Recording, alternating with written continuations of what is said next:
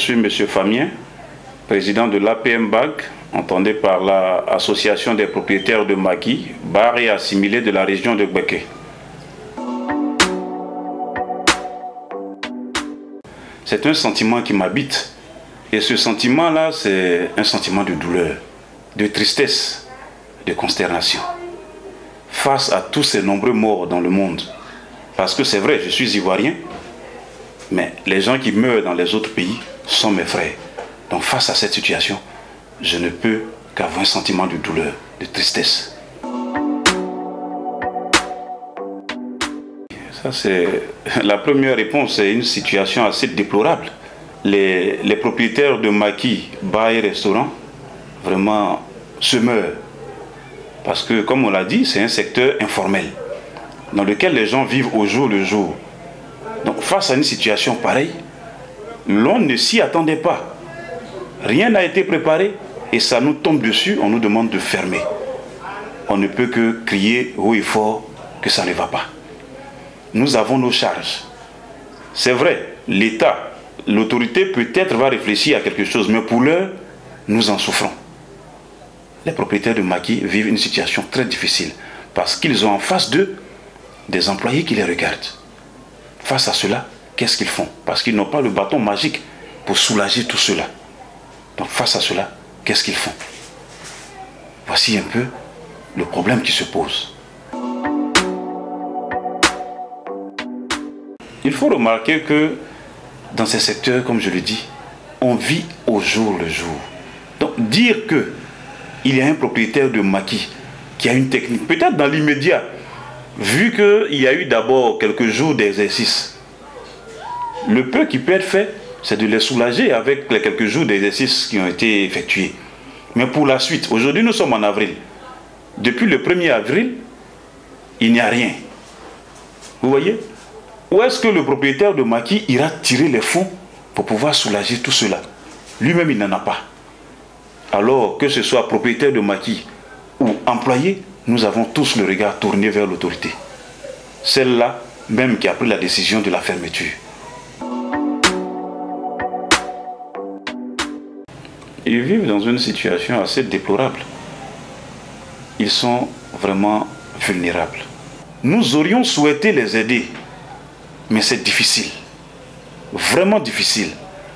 Nous, comme je le disais hier, nous voyons ça et là des dons qui se font sur les chaînes, sur les réseaux sociaux. Bon, c'est bon, j'encourage cela. Mais dans une situation pareille, je pense que les dons devaient être orientés vers les personnes les plus sinistrées. Nous avons donc besoin d'un plan d'urgence pour ces personnes-là. Orienter les dons vers les personnes sinistrées qui sont celles-là qui exercent dans les milieux maquis, bars et restaurants. Ça va les soulager.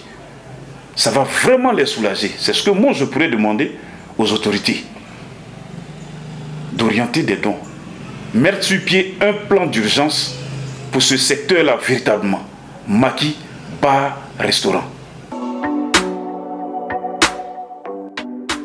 L'action sociale lancée par le gouvernement, ce que je dirais, c'est que le Premier ministre a tenu un discours de politique générale. Dans ce discours, chaque ministère va devoir retirer la part qui le concerne et mettre sur pied un plan. Mais que ce soit les ministères ou les autorités locales, tout le monde a l'oreille tendue vers le gouvernement.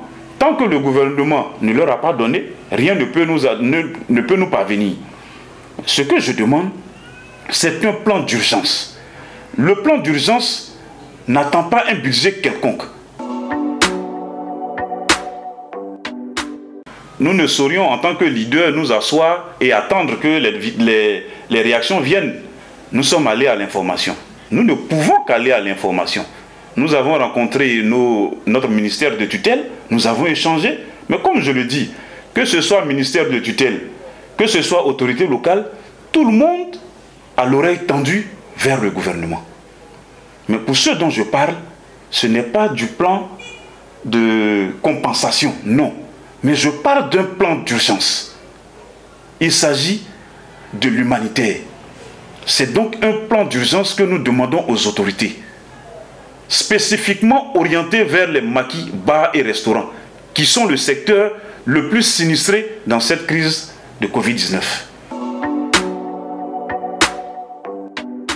Oui, en situation pareille, quand je parle de plan d'urgence, en termes de plan d'urgence, ce sont des vivres et non-vivres. Tu veux vivre, tu veux manger. Alors ce sont des vivres et non-vivres.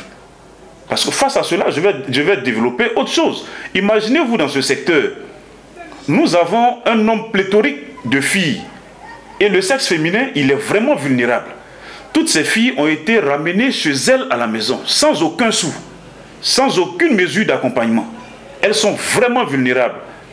Et nous voulons freiner la pandémie du Covid-19. Oui, c'est vrai. Mais il ne faudrait pas qu'en voulant régler un problème, nous en créions un autre. Parce que toutes ces filles qui sont allées à la rue, comme on le dit, la maladie ne se déplace pas.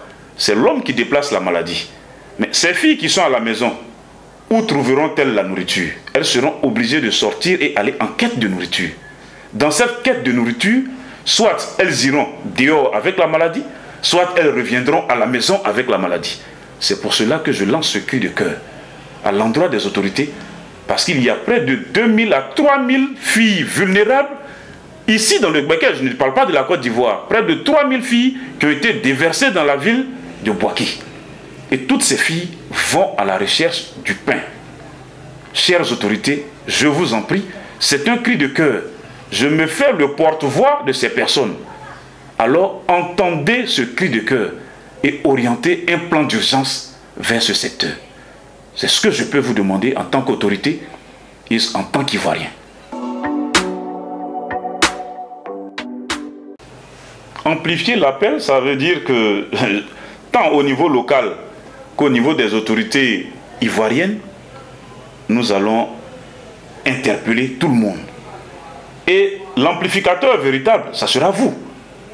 Parce que cette interview que vous faites, si vous ne la balancez pas afin qu'elle atteigne les personnes qu'elle doit atteindre, je dirais que rien n'aura été amplifié. Donc pour ce qui est de l'amplification, je vous confie la tâche. Je vous confie la tâche afin que le peu que j'ai pu dire, vous puissiez l'amplifier. Voilà, c'est ce que moi je peux dire et amplifier.